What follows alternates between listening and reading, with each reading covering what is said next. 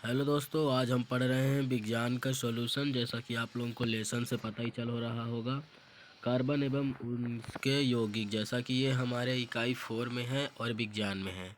तो दोस्तों इसमें सिर्फ 4 नंबर का आएगा एक क्वेश्चन दीर्घ से, इसीलिए इसमें विकल्प विकल्प नहीं दिया है, डायरेक्ट क्वेश्चन दिया है। तो चलिए दोस्तों देखते हैं।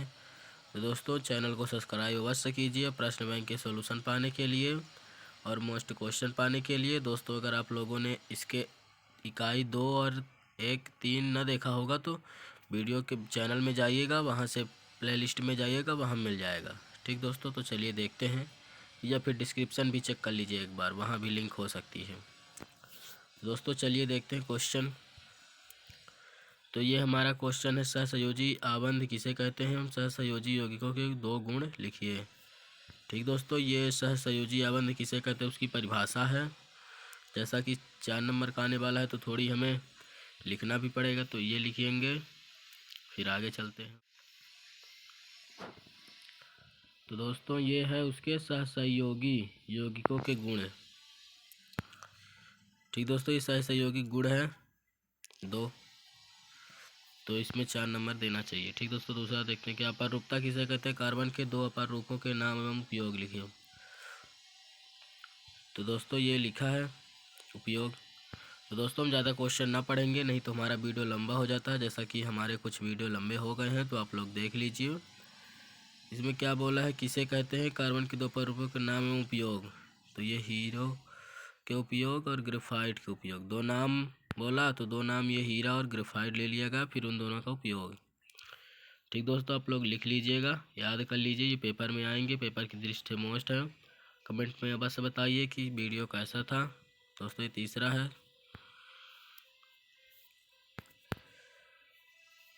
फिर ये चौथा, कठोर जल को कार्बन से उपचारित करने पर झाग का निर्माण की प्रक्रिया लिखिए। ठीक दोस्तों, ये आप लोगों को अगर लंबा मिलता है तो उसको भी देख लीजिए एक बार, क्योंकि 4 नंबर में से थोड़ी लंबा ही चाहिए। ये 5वां है, आगे चलते 6वां देख। तो दोस्तों ये 5वां का ही है, जैसा कि यहाँ भी लिखा है विज्ञान कक्षा 10वीं, ये हमारा कक्षा 10वीं का है। चलिए देखते हैं। और दोस्तों सामाजिक विज्ञान का भी हम बनाए हैं, वीडियो के चैनल में जाइएगा, वहाँ से मिल जाएंगे, प्लेलिस्ट बनी है। मैल हटाने के साबुन का प्रभाव। तो दोस्तों ये हुआ। फिर ये 6वां क्वेश्चन है, संतृप्त एवं असंतृप्त हाइड्रोकार्बन में क्या अंतर है होता है? दोनों के एक एक उदाहरण दीजिए। ठीक दोस्तों, अंतर लिखना है, फिर जैसा कि ये 4 अंतर है और फिर उदाहरण। तो दोस्तों आप लोग देख लीजिए, लिख लीजिएगा, पढ़ने से वीडियो लंबा बन जाता है, इसीलिए हमने सोचा वीडियो शॉर्ट ही बनाएं। तो दोस्तों हमें इतना ही पढ़ना है, कुल 6 क्वेश्चन, 4 लेसन में ओनली हमें 6 क्वेश्चन पढ़ना है दोस्तों। चलिए इसे और जूम आउट करके देखते हैं एक बार। ये है दूसरा, फिर तीसरा, और फिर ये चौथा, 5वां, फिर 6वां। तो दोस्तों हमें इतना ही पढ़ना है, इतने में से आप लोग याद कर लीजिए, यही आएंगे पेपर में, क्योंकि ये प्रश्न बैंक का सॉल्यूशन है, इसीलिए। दोस्तों हम देखते हैं इकाई 5 अध्याय 5 तत्वों का वर्गीकरण। ठीक दोस्तों, क्या है सही विकल्प चुनकर लिखिए। पहला, अष्टक नियम। क्या लिखा है? अष्टक नियम किस तत्व तक उपयोगी होता है? अष्टक नियम किस तत्व तक उपयोगी होता है? तो दोस्तों इसमें कैल्शियम तक। अष्टक नियम किस तत्व तक लागू होता है? तो कैल्शियम तक। ठीक दोस्तों, दूसरा है मेंडलीव के आवर्त नियम के अनुसार तत्वों का आवर्त तालिका में व्यवस्थित किया जा गया क्रम है, तो कौन सा क्रम है? बढ़ता परमाणु द्रव्यमान। ठीक दोस्तों, बढ़ता परमाणु द्रव्यमान है। तीसरा देखते हैं,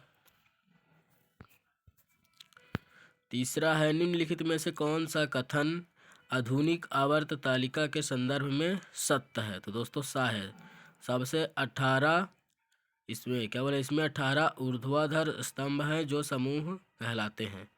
ठीक दोस्तों, जैसा कि आंसर बताया है। चौथा क्या है? आधुनिक आवर्त सारणी में सभी तत्वों को रखा गया है, तो कैसा रखा गया है? बढ़ते परमाणु क्रमांक के आधार पर। आधुनिक आवर्त सारणी में सभी तत्वों को रखा गया है, तो किसे? बढ़ते परमाणु क्रमांक के आधार पर। ठीक दोस्तों, आगे देखते हैं पचमा क्या लिखा है? आवर्त सारणी में बाएं से दाएं और जाने पर प्रवृत्ति के बारे में कौन सा कथन असत्य है? तो दोस्तों सा है, परमाणु आसानी से इलेक्ट्रॉन का त्याग करते हैं। ये दोस्तों क्या है? असत्य है। ठीक दोस्तों, रिक्त स्थान देखते हैं बाकी के दोस्तों। अगर हम अभी 18 को हिंदी का पेपर है तो उसके पहले हम मतलब 14 के 2-3 दिन पहले से हिंदी पढ़ाएंगे दोस्तों, तो आप लोग चैनल को सब्सक्राइब बस से कीजिए क्योंकि उसमें हिंदी का पूरा आएगा, जिससे आप लोग को पेपर की दृष्टि से मोस्ट रहेगा। तो पहला क्या लिखा है? आधुनिक आवर्त तालिका में दाएं से बाएं जाने पर विद्युत ऋणात्मक बिंदी बिंदी है। अब आधुनिक आवर्त सारणी में दाएं से बाएं जाने पर विद्युत ऋणात्मक बिंदी बिंदी है, तो चलिए देखते हैं क्या है? घटती है। ये दोस्तों उसका आंसर है घटती है, पहला का।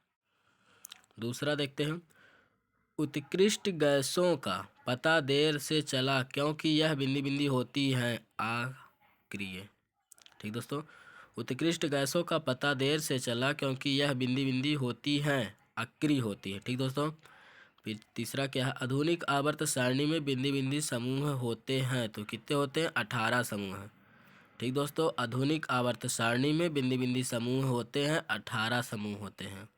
चौथा, किसी कोश में इलेक्ट्रॉनों की अधिकतम संख्या निकालने का सूत्र है, तो क्या है? 2n⁻²।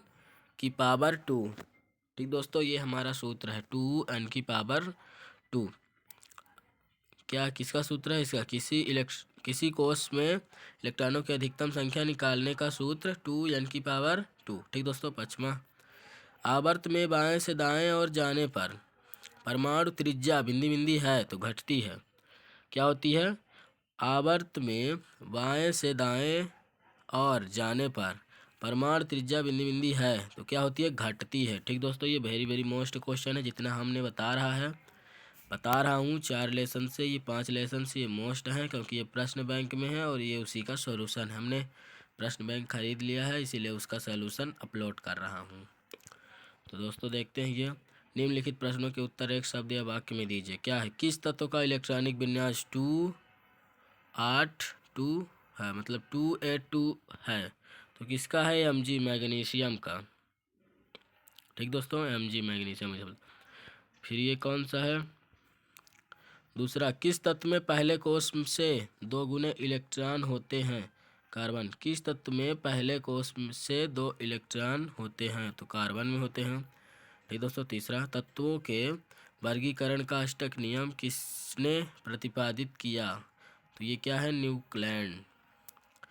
तत्वों के वर्गीकरण का अष्टक नियम किसने प्रतिपादित किया था? तो क्या है? न्यूलैंड।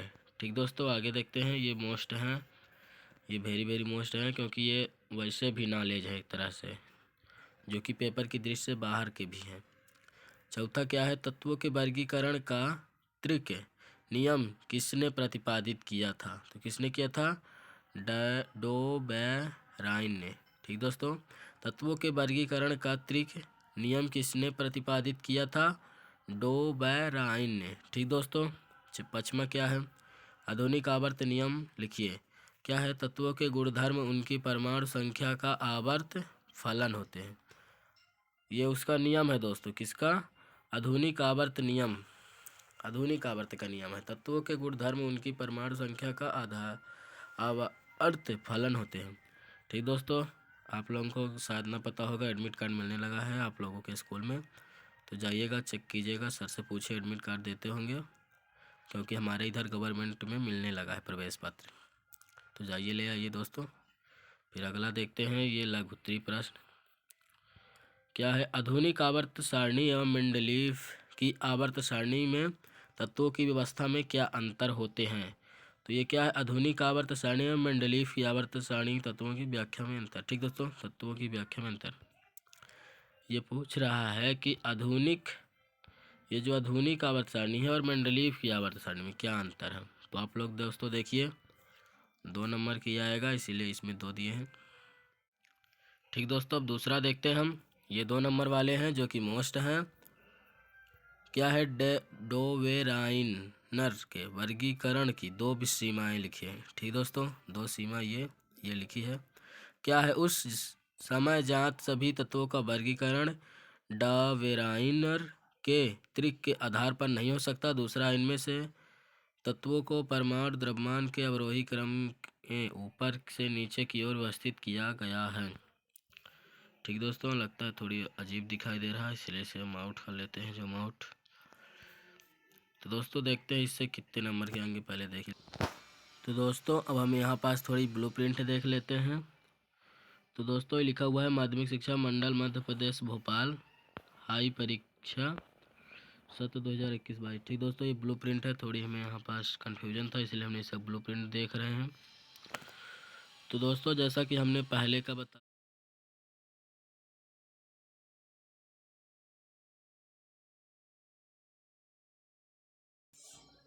तो दोस्तों ये पहला है रासायनिक अभिक्रिया एवं समीकरण। इसमें से 1 अंक का आएगा 1 और 2 अंक के आएंगे 1 और 3 अंक का आएगा 1 को भी हमने बना क्वेश्चन। दिया, इसमें 6 ये आएंगे दूसरा पूरे, दोस्तों, इसमें 4 आएंगे 2 ऑब्जेक्टिव, 1 आएंगे आएगा 1 अंक के, 2 1 नंबर का। आएगा 4 अंक का। ठीक दोस्तों, तो आप लोग अवश्य देखिए, क्योंकि ये प्रश्न बैंक सोल्यूशन है और हमने बना भी दिया है, तो इसे मोस्ट है क्वेश्चन, इसीलिए दोस्तों ये 4 है। 4 में सिर्फ 4 नंबर का आएगा एक क्वेश्चन, जैसा कि यहाँ कुछ नहीं, मतलब ये 4 में का आएगा एक क्वेश्चन बस। तो इसका भी बन गया दोस्तों। हम किसका पढ़ रहे हैं, तत्वों का आवर्त वर्गीकरण। इसमें आएगा 3, एक आएगा ऑब्जेक्टिव, एक आएगा 2 नंबर का। ठीक दोस्तों, चलिए देखते हैं। तो दोस्तों अभी हमने देखा कि तो ये इस पार्ट से 2 आएंगे, तो जैसा कि हमने 2 क्वेश्चन कर लिए हैं, एक बार पहला हमने कर लिया है दोस्तों, इधर है ये आधुनिक आवर्त सारणी मेंडलीव की आवर्त सारणी में अंतर। ठीक दोस्तों, ये पूरा क्वेश्चन यहाँ से है। ठीक दोस्तों देखिए, फिर यहाँ से दूसरा क्वेश्चन है डोबेराइन, जैसा कि हमने बता दिया। फिर तीसरा है न्यूलैंड का अष्टक नियम की 2 सीमाएं लिखे। ठीक दोस्तों, इसमें छोटा छोटा 2 ही नंबर के आएंगे, इसीलिए हमें यही छोटे छोटे याद कर लेना है।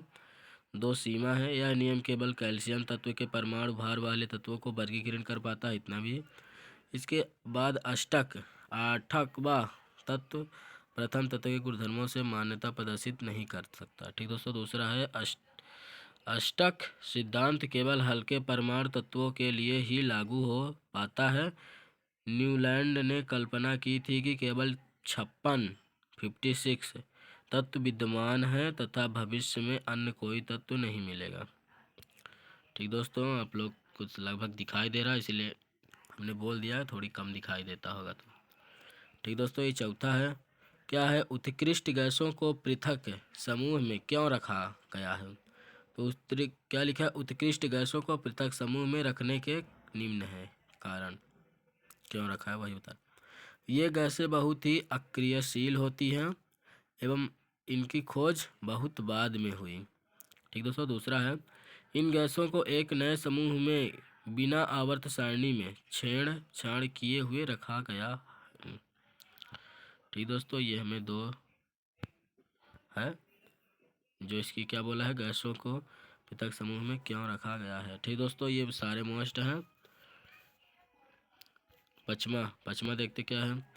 पचमा है आधुनिक आवर्त सारणी द्वारा किस प्रकार से मेंडलीव की आवर्त सारणी की विसंगतियों को दूर किया गया। क्या आधुनिक आवर्त सारणी में जब तत्वों को उसके बढ़ते हुए परमाणु द्रव्यमान के स्थान पर परमाणु संख्या क्रमांक को आधार मानकर व्यवस्थित किया गया, तो मेंडलीव की सारणी की विविधा विसंगतियाँ कमियाँ दूर हो गई। ठीक दोस्तों, अब ये 6वां क्वेश्चन है।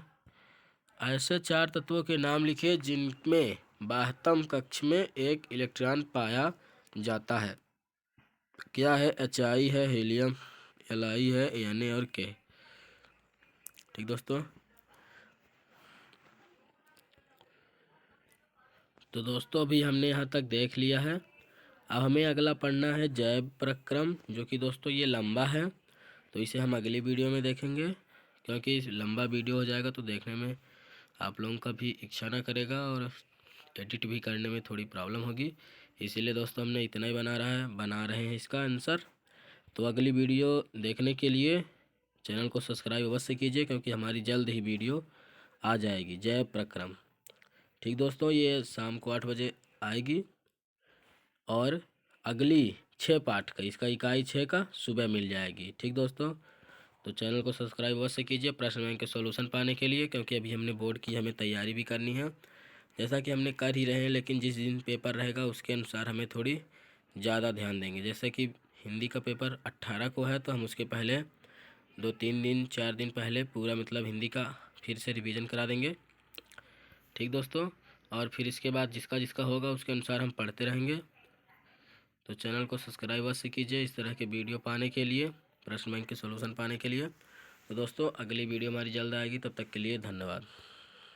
और अगर आपने सामाजिक विज्ञान, हिंदी, गणित किसी का ना देखा होगा तो वीडियो के चैनल में जाइएगा, वहाँ प्लेलिस्ट मिल जाएगा, तो वहाँ से देख लीजिएगा। धन्यवाद दोस्तों।